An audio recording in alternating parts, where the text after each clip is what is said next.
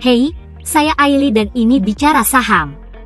Bagi sobat yang suka berinvestasi di saham, khususnya sektor batubara, pasti kenal dengan Bukit Asam. Di video kali ini, kita bakal bahas gimana performa Bukit Asam di tahun 2023 dan prospeknya di tahun 2024. Tahun 2023 menjadi tahun yang kurang bersahabat bagi Bukit Asam. Harga batubara yang anjlok drastis dari $400 per ton di tahun 2022 menjadi $136,9 per ton di akhir 2023 menjadi penyebab utama.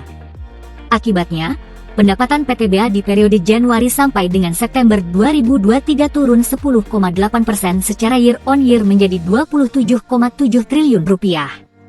Laba bersihnya pun ikut turun 62% secara year on year menjadi Rp3,8 triliun. Ada beberapa faktor yang menyebabkan harga batubara turun, diantaranya, berakhirnya krisis geopolitik Rusia-Ukraina, meningkatnya suplai batubara global, serta rencana peningkatan penggunaan energi terbarukan.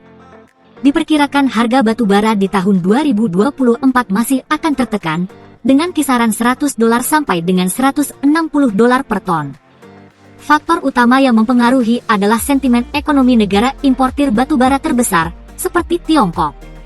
Meskipun demikian, ada beberapa katalis positif yang bisa menopang kinerja Bukit Asam di tahun 2024. Di antaranya, permintaan batubara domestik untuk kebutuhan pembangkit tenaga listrik, serta kemampuan Bukit Asam dalam menjaga margin laba di tengah melandainya harga batubara. Lalu, bagaimana kondisi fundamental Bukit Asam saat ini? Yuk kita review. Tapi sebelum itu, ayo di like, share dan subscribe, sebagai bentuk apresiasi dan membantu perkembangan channel ini. Terima kasih.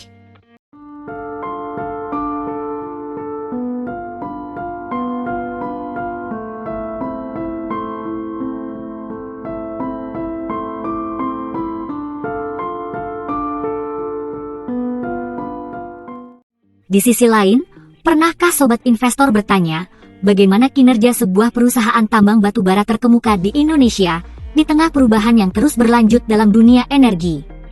Dalam kuartal ketiga 2023, Bukit Asam telah merilis laporan keuangannya yang mencengangkan.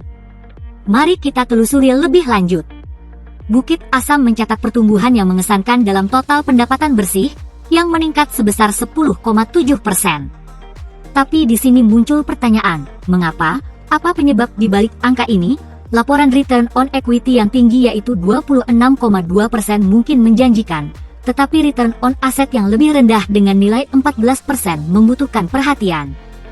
Laba bruto yang jatuh 57% dari sebelumnya dengan nilai Rp5,9 triliun pada kuartal ketiga 2023, ditambah dengan peningkatan beban umum dan administrasi, walaupun beban pajak penghasilan yang sedikit lebih rendah, menghasilkan gambaran yang kurang begitu menggembirakan. Apalagi nilai net profit margin sampai dengan akhir kuartal ini hanya 13,6%.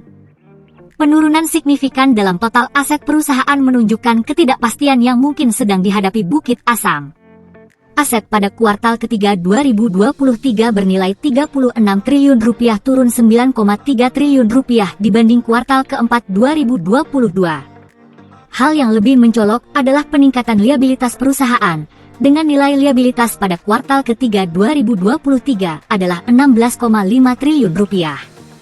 Akankah hal ini dapat mempengaruhi masa depan Bukit Asam, dengan nilai debt to equity ratio sebesar 86,1%? Yang mungkin paling mencolok adalah penurunan dalam arus kas sebesar Rp1,7 triliun, walaupun diperoleh pendapatan dari aktivitas operasional senilai Rp3,8 triliun.